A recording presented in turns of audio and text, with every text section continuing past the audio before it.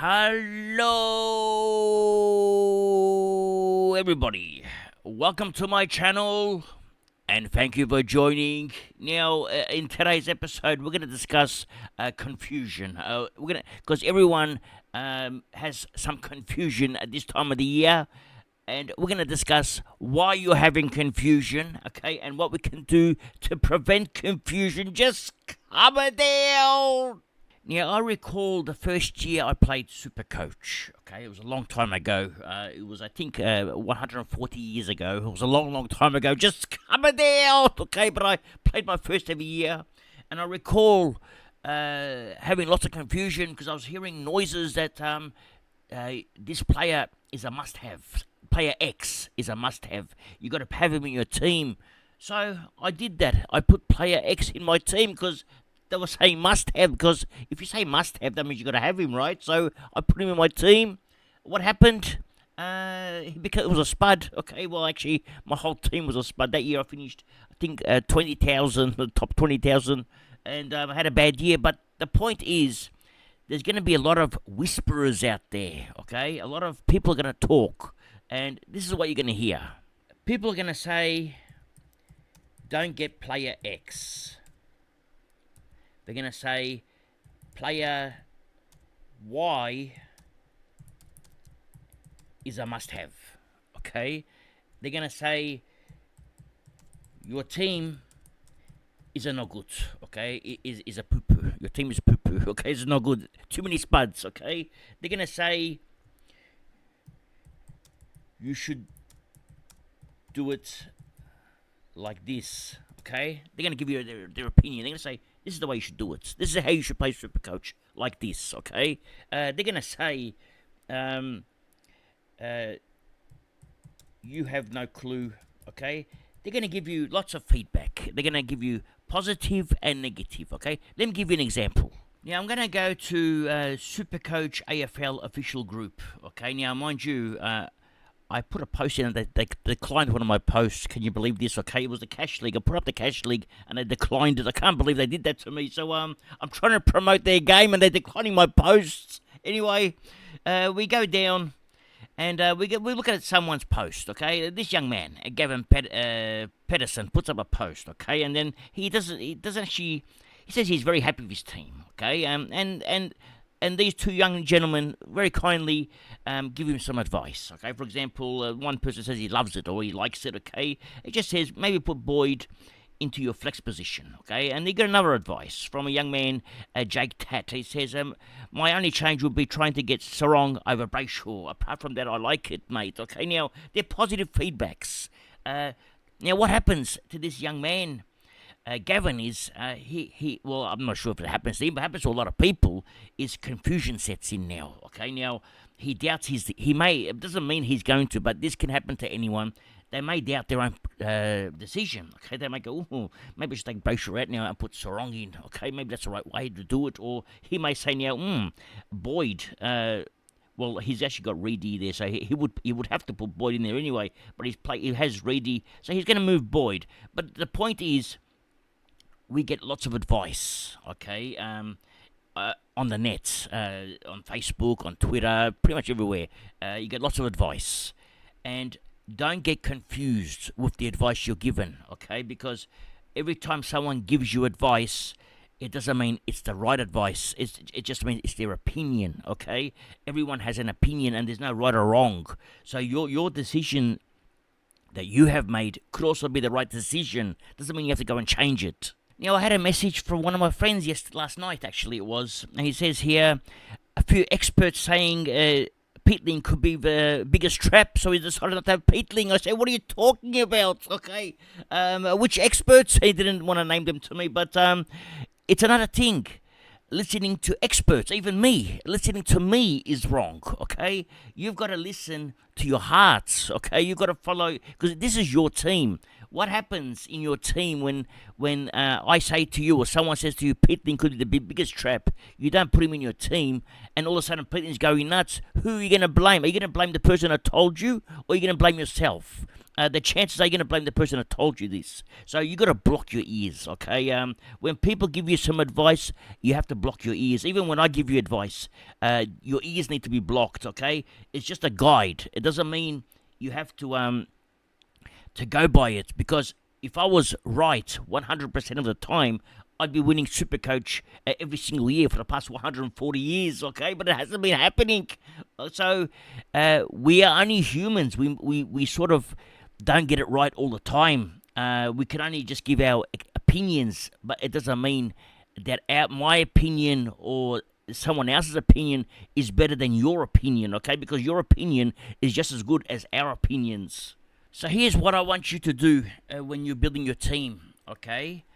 The most important thing is your structure and your rookies, okay? You got to get them right. Once you got them right, the players you put in there, it's up to you, okay? Because they're all going to be decent players, okay? As long as they're not huge spuds, okay? So what you've got to do is, number one, okay,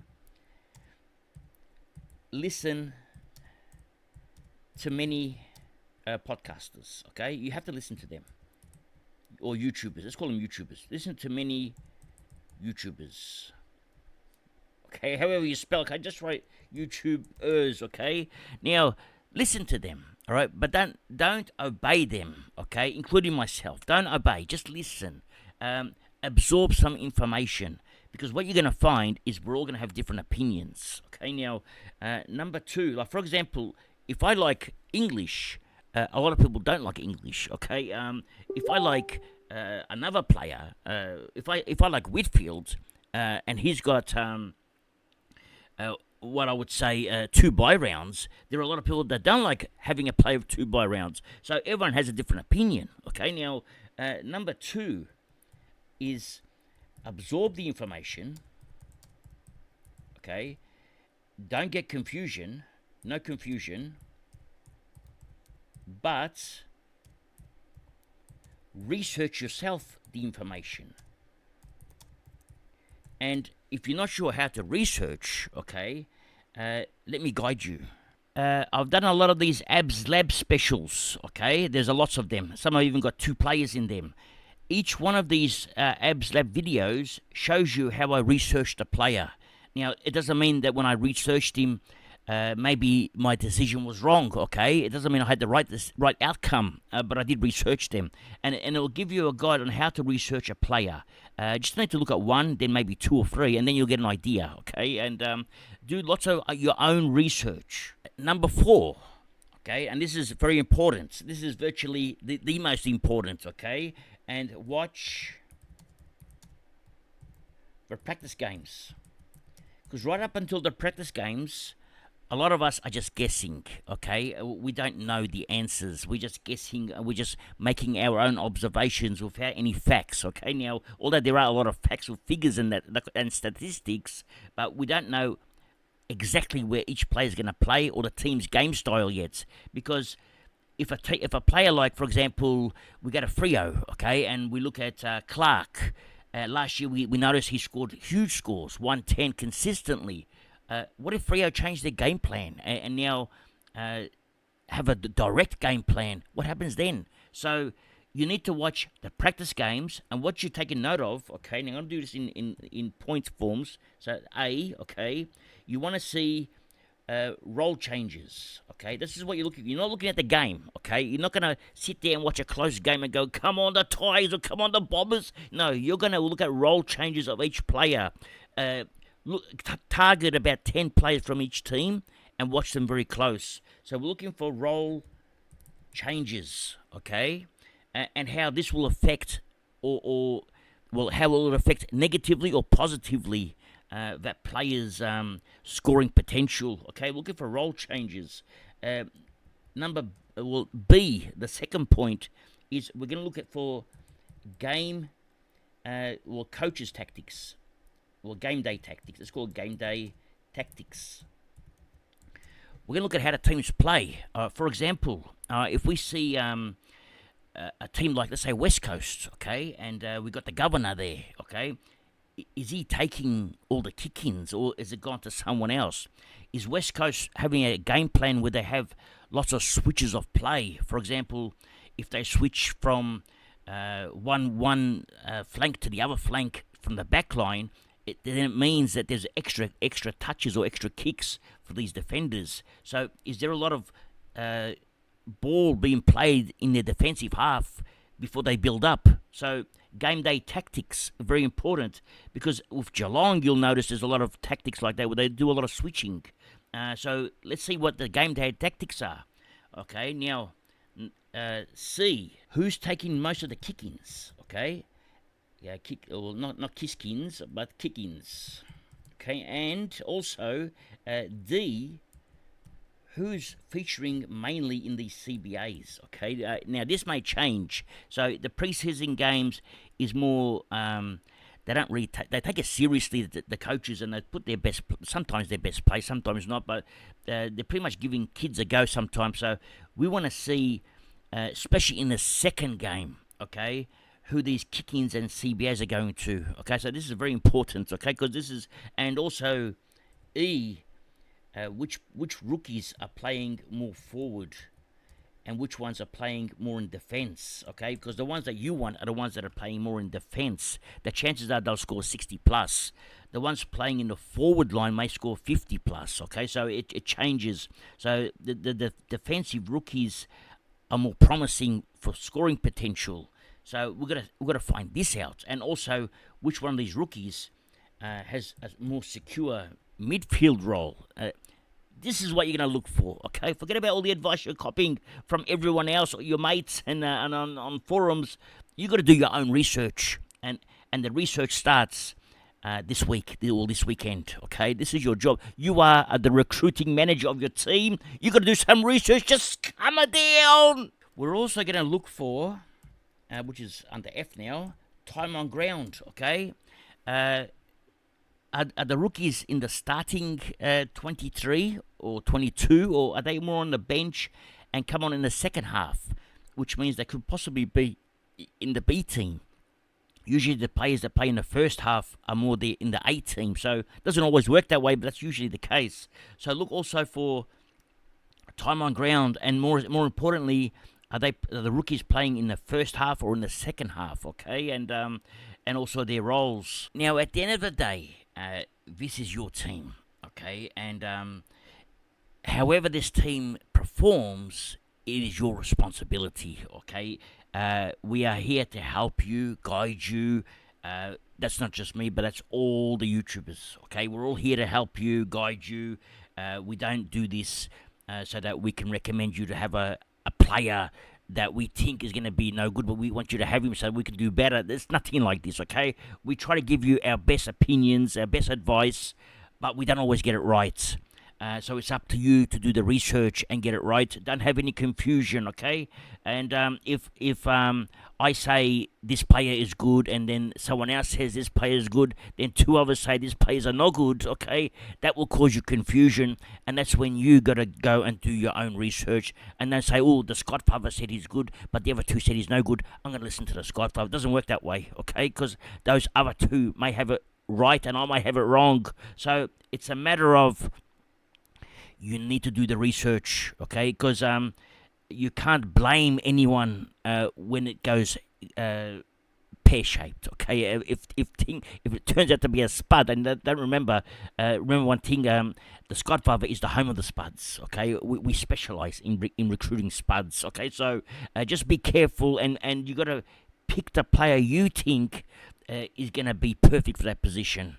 There is also one other factor you must consider, that is aggressive trading, because once we start off our teams, you'll find that a lot of the people, or content creators especially, will change players straight away, including myself. I don't muck around, okay, when it comes to trading. As you know, I go nuts, okay? I use trades like I drink water, okay? I just go through it really fast. So if a player A, I say I'm going to start him. Let's say, well, use an example. Okay, I've mentioned the weapons before, and my weapon this year is the boy from the Dogs, and I think he's going to be a gun. But if if I don't like what I see, I'm going to straight away, he's out of my team, okay? He's going to get the sack. So we don't muck around here at Abs Magic, okay? We sacked him straight away. We sometimes don't even last a week, okay? Maybe half a game and they're gone, okay? Straight out the door. So we showed no mercy here. So you may not play the same game style as I do. So sometimes we play a bit crazy. We don't recommend this because you might be playing cash leagues. You might be doing something else. You can't afford to lose or waste trades. We can because we're lunatics. Just come down. You got to also look for misleading stats. Some people put up on Twitter some misleading stats, and this is the killer. Okay, and people go nuts when they see some kind of crazy stat, and they say, "Oh my god, okay, oh my god, I have to get him in." Okay, look at these stats. But the stats are misleading, okay? I can give you any player, and give you a misleading stat, okay? Let's go to Geelong, okay? I'll pick anyone, any player you like, and I can make his stats sound better. Let's go to, who can we pick that's played a few games? Let's go Danger, okay? Let's go Patrick Dangerfield, okay? Now, I can make these stats sound really good or really bad, okay? For example, you can just twist it to suit your narrative. Once it comes up, okay, now Dangerfield, okay, now, what's he scored? Let's find some stats. Let's say, at the MCG, he's no good, scored a 72, so we can now say, at the MCG, Danger is no good. Okay, let's look for MCG games, okay, 72, 71, just as an example, okay, 81, okay, probably he's no good, okay, but it doesn't matter. You can twist his stats and change them, but keep in mind, maybe there was an injured game in there, okay, but they don't include that, okay, now, that's with any player. They can just randomly pick 4 stats or 5 stats and say this player has averaged 80. Okay, because at the MCG he's not good. Okay, but he may have had 3 or 4 injury affected games. So and they may not include this last 125. They might take that out. Okay, because it's not important because it doesn't suit their narrative when it comes to this. So they'll change it to this year only or last year. They won't say what his real average is. So. Be careful when people give out stats. Do the research after you see what they're giving you before you put that player in. Another factor to also consider is, it's also a reason why I don't want to show my team reveals too often. Okay, is because especially my last team reveal, I feel really embarrassed to show that for one reason, in case I change it. Okay, so what happens if I do a team reveal? I show you this team, it looks magnificent. Okay, and then all of a sudden, come round one, I have brainstorms and I change things, and then if you've copied me, okay, which I really don't recommend, but if you have, and then you'll notice I've made some changes. You're going to say, well, what happened? Okay, how come you changed? I got stuck with this player. So that's another reason why you just go with what you think is right, because we change our minds like the wind, okay? I can tell you right now, I've had players coming out of my team maybe 1,000 times, okay? I can tell you that Sheasel's currently is not on my team, but tomorrow he might be, okay? So the mind changes non-stop with new brainstorms. I actually can't sleep at night times thinking about it. Just come down. Anyway, that's all for today. Thank you for joining. And remember one thing. It's nice to be important, but it's important to be nice. Ciao for now. That's all, folks.